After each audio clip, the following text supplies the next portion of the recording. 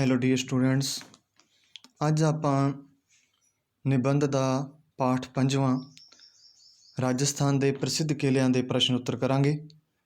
ਪਹਿਲਾ ਪ੍ਰਸ਼ਨ ਹੈ, ਰਾਜਸਥਾਨ ਦੇ ਕਿਲ੍ਹਿਆਂ ਦੀ ਕੀ ਵਿਸ਼ੇਸ਼ਤਾ ਹੈ। ਆਪਾਂ ਰਾਜਸਥਾਨ ਦੇ ਕਿਲ੍ਹਿਆਂ ਦੀ ਵਿਸ਼ੇਸ਼ਤਾ ਦੱਸਣੀ ਹੈ।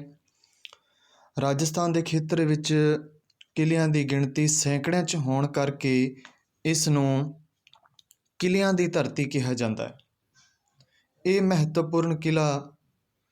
ਜਿੰਨੇ ਮਹੱਤਵਪੂਰਨ ਕਿਲ੍ਹੇ ਹੈ, ਇਹ ਰਾਜਸਥਾਨੀ ਕਲਾ, ਸੰਸਕ੍ਰਿਤੀ ਅਤੇ ਬਹਾਦਰੀ ਦੇ ਅਨੇਕ ਕਿੱਸਿਆਂ ਨੂੰ ਸਾਡੇ ਦ੍ਰਿਸ਼ਟੀਗੋਚਰ ਕਰਦੇ ਹਨ। ਵੀ ਜਿਹੜੇ ਕਿਲ੍ਹਿਆਂ ਨੂੰ ਆਪਾਂ ਦੇਖਦੇ ਹਾਂ, ਇਹਦੀ ਆਪਾਂ ਨੂੰ ਉਸ ਸਮੇਂ ਦੀ ਸੰਸਕ੍ਰਿਤੀ ਪਤਾ ਲੱਗਦੀ ਹੈ, ਉਸ ਸਮੇਂ ਦੀ ਕਲਾ ਅਤੇ ਉਹਨਾਂ ਦੀ ਬਹਾਦਰੀ ਬਾਰੇ ਦ੍ਰਿਸ਼ਟੀਗੋਚਰ ਭਾਵ ਉੱਭਰ ਕੇ ਸਾਹਮਣੇ ਆਉਂਦੇ ਹਨ। ਕਿਲ੍ਹਿਆਂ ਦੀਆਂ ਇਹਨਾਂ ਵਿਸ਼ੇਸ਼ਤਾਵਾਂ ਕਰਕੇ ਹੀ ਦੇਸ਼ਾਂ ਵਿਦੇਸ਼ਾਂ ਵਿੱਚੋਂ ਲੱਖਾਂ ਸੈਲਾਨੀ ਹਰ ਸਾਲ ਰਾਜਸਥਾਨ ਘੁੰਮਣ ਆਉਂਦੇ ਹਨ ਅਤੇ ਕਿਲ੍ਹਿਆਂ ਦੀ ਭਵਨ ਕਲਾ ਨੂੰ ਦੇਖ ਕੇ ਰੋਮਾਂਚਿਤ ਹੁੰਦੇ ਹਨ। ਕਿਲ੍ਹੇ ਸਿਰਫ ਇੱਟਾਂ, ਪੱਥਰਾਂ ਅਤੇ ਚੂਨੇ ਦੀਆਂ ਬਣਾਈਆਂ ਵਿਸ਼ਾਲ ਇਮਾਰਤਾਂ ਹੀ ਨਹੀਂ, ਸਗੋਂ ਰਾਜਿਆਂ ਦੀ ਵੀਰਤਾ, ਯੁੱਧ ਨੀਤੀ ਅਤੇ ਸੁਰੱਖਿਆ ਚੱਕਰ ਦੀ ਜਿਉਂਦੀ ਜਾਗਦੀ ਮਿਸਾਲ ਹਨ। ਇਹ ਸਨ ਆਪਣਾ ਪਹਿਲਾ ਪ੍ਰਸ਼ਨ, ਰਾਜਸਥਾਨ ਦੇ ਕਿਲ੍ਹਿਆਂ ਦੀ ਵਿਸ਼ੇਸ਼ਤਾਵਾਂ। ਦੂਜਾ ਪ੍ਰਸ਼ਨ ਹੈ, ਰਾਜਸਥਾਨ ਦਾ ਸਭ ਤੋਂ ਮਹੱਤਵਪੂਰਨ ਕਿਲ੍ਹਾ ਕਿਹੜਾ ਹੈ ਅਤੇ ਉਸ ਦੀ ਕੀ ਵਿਸ਼ੇਸ਼ਤਾ ਹੈ, ਆਪਾਂ ਵਿਸਥਾਰ ਨਾਲ ਦੱਸਾਂਗੇ।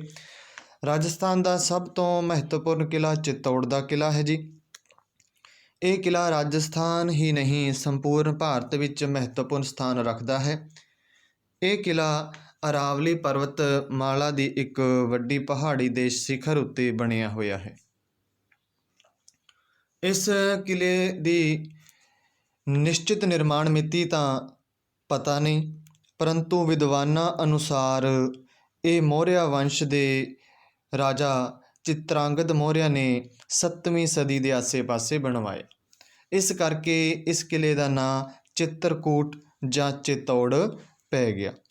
ਇਸ ਕਿਲ੍ਹੇ ਵਿੱਚ ਬਹੁਤ ਸਾਰੇ ਮੰਦਰ ਅਤੇ ਤਲਾਅ ਮੌਜੂਦ ਹਨ। ਇਸ ਕਿਲ੍ਹੇ ਨਾਲ 3 ਇਤਿਹਾਸਿਕ ਸਾਕੇ ਜੁੜੇ ਹੋਏ ਹਨ। ਪਹਿਲਾ ਸਾਕਾ ਤੁਹਾਨੂੰ ਮੈਂ ਪਹਿਲਾਂ ਹੀ ਦੱਸ ਦਿਆਂ। ਸਾਕਾ ਹੁੰਦਾ ਹੈ ਯੁੱਧ ਦੇ ਮੈਦਾਨ ਦੇ ਖੇਤਰ ਦੇ ਵਿੱਚ ਜਦੋਂ ਰਾਜਾ ਵੀਰਗਤੀ ਨੂੰ ਪ੍ਰਾਪਤ ਹੋ ਜੇ ਅਤੇ ਰਾਣੀ ਬਲਦੀ ਹੋਈ ਅੱਗ ਦੇ ਵਿੱਚ ਆਪਣੇ ਆਪ ਨੂੰ ਖਤਮ ਕਰ ਲਏ, ਆਪਣੇ ਆਪ ਨੂੰ ਅੱਗ ਨੂੰ ਭੇਂਟ ਕਰ ਦੇ। ਰਾਜਾ ਅਤੇ ਰਾਣੀ ਜਦੋਂ ਉਸੇ ਸਮੇਂ ਦੋਨਾਂ ਦੀ ਮੌਤ ਹੋ ਜਾਂਦੀ ਹੈ, ਉਸ ਨੂੰ ਸਾਕਾ ਕਿਹਾ। ਇਹ ਵੀ ਅੱਗੇ ਤੁਹਾਨੂੰ ਇਹਦੇ ਵਿੱਚ ਮੈਂ ਦੱਸੂੰਗਾ। ਤਾਂ ਪਹਿਲਾ ਸਾਕਾ ਸੀਗਾ 1303 ਈਸਵੀ ਵਿੱਚ ਸੁਲਤਾਨ ਅਲਾਉਦੀਨ ਖਿਲਜੀ ਦੇ ਹਮਲੇ ਸਮੇਂ। ਦੂਜਾ ਸਾਕਾ 1534 ਈਸਵੀ ਵਿੱਚ ਮੁਗਲ ਬਾਦਸ਼ਾਹ ਬਹਾਦਰ ਸ਼ਾਹ ਦੇ ਹਮਲੇ, ਅਤੇ ਤੀਜਾ ਸਾਕਾ 1567 ਈਸਵੀ ਵਿੱਚ ਮੁਗਲ ਬਹਾਦਰ ਬਾਦਸ਼ਾਹ ਅਕਬਰ ਦੇ ਸਮੇਂ ਵਿੱਚ ਹੋਇਆ। ਇਹ 3 ਸਾਕੇ ਹੋਏ ਸਨ। ਸਾਕਾ ਕਹਿੰਦੇ ਹੈ ਜਦੋਂ ਕੋਈ ਰਾਜਾ ਕੇਸਰੀਆ ਬਾਣਾ ਪਾ ਕੇ ਯੁੱਧ ਦੇ ਮੈਦਾਨ ਦੇ ਵਿੱਚ ਉਤਰਦਾ ਹੈ ਅਤੇ ਜਦੋਂ ਰਾਣੀ ਦੇਖਦੀ ਹੈ ਕਿ ਜਿਹੜਾ ਰਾਜਾ ਹੈ ਵੀਰਗਤੀ ਨੂੰ ਪ੍ਰਾਪਤ ਹੋ ਗਿਆ, ਤਾਂ ਰਾਣੀ ਜਲਦੀ ਹੋਈ ਅੱਗ ਦੇ ਵਿੱਚ ਛਾਲ ਮਾਰ ਜਾਂਦੀ ਹੈ, ਆਪਣੇ ਆਪ ਨੂੰ ਖਤਮ ਕਰ ਲੈਂਦੀ ਹੈ। ਜਦੋਂ ਰਾਜਾ ਅਤੇ ਰਾਣੀ ਦੋਨੇ ਮਰ ਜਾਂਦੇ ਹਨ ਤਾਂ ਉਸ ਨੂੰ ਸਾਕਾ ਕਿਹਾ ਜਾਂਦਾ ਹੈ। ਡਿਟੇਲ ਨਾਲ ਪੜ੍ਹਾਂਗੇ ਅੱਗੇ। ਜਦੋਂ ਯੋਧੇ ਕੇਸਰੀਆ ਵਸਤਰ ਪਹਿਨ ਕੇ ਤਿਆਰ ਹੋ ਜਾਂਦੇ ਹਨ ਤਾਂ ਉਹਨਾਂ ਦੀਆਂ ਇਸਤਰੀਆਂ ਉਹਨਾਂ ਨੂੰ ਸ਼ਗਨਾਂ ਨਾਲ ਯੁੱਧ ਦੇ ਮੈਦਾਨ ਵਿੱਚ ਅਣਖ ਖਾਤਰ ਲੜ ਕੇ ਜਾਨ ਵਾਰਨ ਲਈ ਭੇਜਦੀਆਂ ਸਨ ਅਤੇ ਆਪ ਅੱਗ ਵਿੱਚ ਜਿਉਂਦੀਆਂ ਜਾਗਦੀਆਂ ਖਤਮ ਆਪਣੇ ਆਪ ਨੂੰ ਕਰ ਲੈਂਦੀਆਂ ਸਨ। ਇਸ ਸਾਰੀ ਪ੍ਰਕਿਰਿਆ ਨੂੰ ਸਾਕਾ ਕਿਹਾ ਜਾਂਦਾ ਹੈ। ਉਹ ਆਪਦੇ ਆਪ ਨੂੰ ਕਦੋਂ ਖਤਮ ਕਰਦੀਆਂ ਹਨ? ਜਦੋਂ ਰਾਜਾ ਮਾਰਿਆ ਜਾਂਦਾ ਹੈ, ਉਹਨਾਂ ਕੋਲ ਹੋਰ ਕੋਈ ਚਾਰਾ ਨਹੀਂ ਹੁੰਦਾ। ਇਸ ਕਿਲ੍ਹੇ ਦੀਆਂ ਕੰਧਾਂ ਬਹੁਤ ਮਜ਼ਬੂਤ ਸਨ, ਜਿਸ ਨੂੰ ਕੋਈ ਵੀ ਹਮਲਾਵਰ ਭੇਦ ਨਹੀਂ ਸਕਿਆ।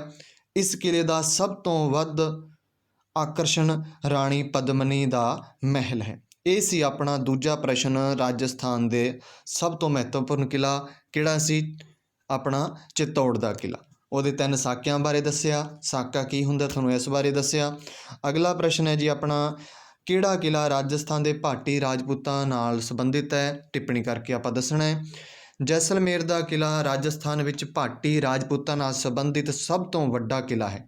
ਇਸ ਕਿਲ੍ਹੇ ਦਾ ਨਿਰਮਾਣ ਰਾਵ ਜੈਸਲ ਨੇ 1155 ਈਸਵੀ ਵਿੱਚ ਕਰਵਾਇਆ ਅਤੇ ਇਸ ਨੂੰ ਆਪਣੀ ਰਾਜਧਾਨੀ ਬਣਾਇਆ। ਰਾਵ ਜੈਸਲ ਦੇ ਨਾਂ ਉੱਤੇ ਵੀ ਇਸ ਕਿਲ੍ਹੇ ਦਾ ਨਾਮ ਜੈਸਲਮੇਰ ਪੈ ਗਿਆ। ਇਹ ਕਿਲ੍ਹਾ ਰਾਜਪੂਤ ਭਵਨ ਕਲਾ ਦੇ ਆਧਾਰ ਉੱਤੇ ਬਣਾਇਆ ਗਿਆ ਹੈ। ਕਿਲ੍ਹੇ ਦੇ ਅੰਦਰੂਨੀ ਭਾਗ ਵਿੱਚ ਕੀਤੀ ਗਈ ਚਿੱਤਰਕਾਰੀ ਆਪਣੀ ਮਿਸਾਲ ਆਪ ਹੈ। ਇਸ ਕਿਲ੍ਹੇ ਨੂੰ ਸੋਨਾਰ ਕਿਲ੍ਹੇ ਦੇ ਨਾਂ ਨਾਲ ਵੀ ਜਾਣਿਆ ਜਾਂਦਾ ਹੈ। ਇਸ ਕਿਲ੍ਹੇ ਦੀ ਮਹੱਤਤਾ ਨੂੰ ਮੁੱਖ ਰੱਖਦਿਆਂ ਪ੍ਰਸਿੱਧ ਹਿੰਦੀ ਫਿਲਮ ਡਾਇਰੈਕਟਰ ਸੱਤਿਆਜੀਤ ਰੇ ਨੇ ਸੋਨਾਰ ਕਿਲ੍ਹਾ ਨਾਮਕ ਫਿਲਮ ਵੀ ਬਣਾਈ ਸੀ। ਇਸ ਕਿਲ੍ਹੇ ਨੂੰ ਜਿੱਤਣ ਲਈ ਕਈ ਹਮਲਾਵਰਾਂ ਨੇ ਹਮਲੇ ਕੀਤੇ, ਜਿਨ੍ਹਾਂ ਵਿੱਚੋਂ ਅਲਾਉਦੀਨ, ਫਿਰੋਜ਼ ਸ਼ਾਹ, ਰਾਵ ਮਾਲਦੇਵ ਅਤੇ ਬੀਕਾਨੇਰ ਦੇ ਰਾਵ ਲੂਣਕਰਨ ਮੁੱਖ ਹਨ। ਇਹ ਸੀ ਆਪਣਾ ਤੀਜਾ ਪ੍ਰਸ਼ਨ। ਹੁਣ ਕਰਾਂਗੇ ਪ੍ਰਸ਼ਨ ਨੰਬਰ 4। ਗਾਗਰੋਨ ਦੇ ਕਿਲ੍ਹੇ ਦੀ ਕੀ ਪ੍ਰਸਿੱਧੀ ਹੈ? ਗਾਗਰੋਨ ਦਾ ਕਿਲ੍ਹਾ ਕੋਟਾ ਤੋਂ 45 ਮੀਲ ਦੀ ਦੂਰੀ ਉੱਤੇ ਦੱਖਣ ਪੂਰਬ ਵਿੱਚ ਸਥਿਤ ਹੈ। ਇਹ ਕਿਲ੍ਹਾ ਕਾਲੀ ਸਿੰਧ ਅਤੇ ਆਹੂ ਨਦੀਆਂ ਦੇ ਸੰਗਮ ਹੁੰਦਾ ਹੈ। ਜਿੱਥੇ ਦੋ ਨਦੀਆਂ ਆ ਕੇ ਮਿਲਦੀਆਂ ਹਨ, ਉਹਨਾਂ ਦਾ ਜਿੱਥੇ ਮੇਲ ਹੁੰਦਾ ਹੈ, ਉਸ ਥਾਂ 'ਤੇ ਇਹ ਕਿਲ੍ਹਾ ਬਣਿਆ ਹੋਇਆ ਹੈ, ਕਾਲੀ ਸਿੰਧ ਅਤੇ ਆਹੂ ਨਦੀਆਂ ਦੇ ਸੰਗਮ ਉੱਤੇ। ਇਸ ਕਿਲ੍ਹੇ ਦਾ ਨਿਰਮਾਣ ਡੋਡ ਰਾਜਪੂਤਾਂ ਦੁਆਰਾ ਕਰਵਾਇਆ ਗਿਆ ਸੀ। ਇਸ ਦਾ ਪਹਿਲਾ ਨਾਂ ਡੋਡਗੜ੍ਹ ਸੀ। ਇਸ ਕਿਲ੍ਹੇ ਨੂੰ ਜਲ ਦੁਰਗ ਵੀ ਕਿਹਾ ਜਾਂਦਾ ਹੈ, ਕਿਉਂਕਿ ਇਹ 3 ਪਾਸਿਓਂ ਪਾਣੀ ਨਾਲ ਘਿਰਿਆ ਹੋਇਆ ਹੈ। ਇਹ ਪਾਣੀ ਨਾਲ ਘਿਰਿਆ ਹੋਣ ਕਰਕੇ ਇਸ ਕਿਲ੍ਹੇ ਨੂੰ ਜਲ ਦੁਰਗ ਵੀ ਕਿਹਾ ਜਾ ਸਕਦਾ ਹੈ। ਕਿਲ੍ਹੇ ਵਿੱਚ ਤਾੜ ਦੇ ਲੰਮੇ ਲੰਮੇ ਰੁੱਖ ਮੌਜੂਦ ਹਨ ਅਤੇ ਗਾਗਰੋਨ ਦੇ ਤੋਤੇ, ਜਿਹਨੂੰ ਆਪਾਂ ਕਹਿੰਦੇ ਹਾਂ ਗਾਗਰੋਨੀ ਤੋਤਾ, ਜਿਹੜਾ ਬੰਦੇ ਦੇ ਵਾਂਗੂ ਬੋਲ ਸਕਦਾ ਹੈ, ਉਹ ਰਾਜਸਥਾਨ ਦੇ ਇਸ ਜ਼ਿਲ੍ਹੇ ਦੇ ਇਹਨਾਂ ਇਲਾਕਿਆਂ ਦੇ ਵਿੱਚ ਉਹ ਜਿਹੜੇ ਗਾਗਰੋਨੀ ਤੋਤੇ ਹੈ ਉਹ ਪ੍ਰਸਿੱਧ ਹਨ। ਜਿਹੜਾ ਮਨੁੱਖ ਦੀ ਹੂਬਹੂ ਆਵਾਜ਼ ਜਿਸ ਤਰ੍ਹਾਂ ਬੰਦਾ ਬੋਲਦਾ ਹੈ ਉਸ ਤਰ੍ਹਾਂ ਦੀ ਆਵਾਜ਼ ਕੱਢ ਸਕਦੇ ਹਨ। ਇਹ ਸੁਣਨ ਵਿੱਚ ਆਇਆ ਹੈ। 5ਵਾਂ ਪ੍ਰਸ਼ਨ ਹੈ ਜੀ, ਰਣਥੰਭੌਰ ਕਿਲ੍ਹੇ ਉੱਪਰ ਆਪਾਂ ਟਿੱਪਣੀ ਕਰਨੀ ਹੈ। ਅਰਾਵਲੀ ਪਰਬਤ ਮਾਲਾ ਦੀਆਂ ਪਹਾੜੀਆਂ 'ਚ ਘਿਰਿਆ ਰਣਥੰਭੌਰ ਦਾ ਕਿਲ੍ਹਾ ਰਾਜਸਥਾਨ ਦਾ ਉਹ ਕਿਲ੍ਹਾ ਹੈ ਜਿਸ ਤੱਕ ਪਹੁੰਚਣ ਲਈ ਸੱਪ ਦੇ ਆਕਾਰ ਵਰਗੇ ਔਖੇ ਅਤੇ ਛੋਟੇ ਰਸਤਿਆਂ ਵਿੱਚੋਂ ਗੁਜ਼ਰਨਾ ਪੈਂਦਾ ਹੈ। ਵਿਦਵਾਨਾਂ ਅਨੁਸਾਰ ਇਸ ਕਿਲ੍ਹੇ ਦਾ ਨਿਰਮਾਣ ਅਜਮੇਰ ਦੇ ਚੌਹਾਨ ਸ਼ਾਸਕ ਦੁਆਰਾ 8ਵੀਂ ਸ਼ਤਾਬਦੀ 'ਚ ਕਰਵਾਇਆ ਗਿਆ। ਇਸ ਕਿਲ੍ਹੇ ਦਾ ਅਸਲ ਨਾਂ ਰੰਤਪੁਰ ਹੈ, ਜਿਸ ਦਾ ਅਰਥ ਹੈ ਉਹ ਨਗਰ ਜਿਹੜਾ ਰਣ ਦਾ ਭਾਵ ਹੈ ਜੀ ਯੁੱਧ ਦੀ ਘਾਟੀ 'ਚ ਸਥਿਤ ਹੋਵੇ। ਕਿਲ੍ਹੇ ਦਾ ਨਾਂ 2 ਪਹਾੜੀਆਂ ਦੇ ਨਾਂ 'ਤੇ ਪਿਆ ਹੈ।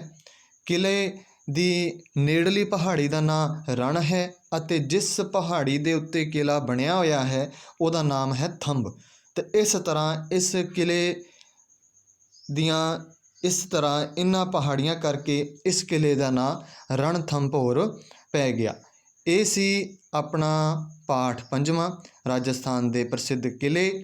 ਇਹਨੂੰ ਤੁਸੀਂ ਧਿਆਨ ਨਾਲ ਵੀਡੀਓ ਨੂੰ ਸੁਣਨਾ ਹੈ, ਸਮਝਣਾ ਹੈ। ਇਸ ਤੋਂ ਬਾਅਦ ਤੁਹਾਨੂੰ ਇਹਦੇ ਕੁਐਸਚਨ ਆਨਸਰਾਂ ਦੀ PDF ਮਿਲ ਜੂਗੀ। ਧੰਨਵਾਦ। ਹੋਰ ਸਿੱਖਣ ਲਈ ਸਾਡੇ ਚੈਨਲ ਨੂੰ ਸਬਸਕ੍ਰਾਈਬ ਕਰੋ। Thank you.